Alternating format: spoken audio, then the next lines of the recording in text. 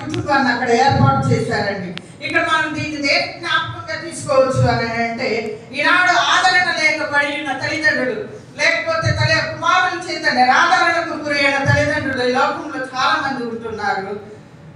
ఇక్కడ దేవుడు తన శిష్యునికి అప్పగించి ఈ దినాన మనకేం చెప్తూ ఉన్నాడంటే, నిరాదరణకు గురైన తల్లిదండ్రులను ఆదరించే యొక్క గొప్ప మనస్సును మనం కలిగి ఉండాలని దేవుడు శిలువలో మనకు ఒక మార్గాన్ని తెలియజేస్తూ ఉన్నాడండి.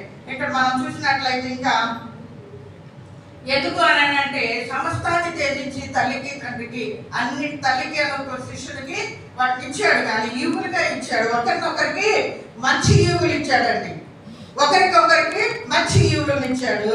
తర్వాత అక్కడ ఎందుకు ఇవ్వలేదు అని అంటే, ఆయన స్వకీయులు ఎందుకు వచ్చాడు, కానీ ఆయన స్వకీయులు ఆయన్ని అంగీకరించలేదు. అందుకనే ఏం చేశాడంటే తన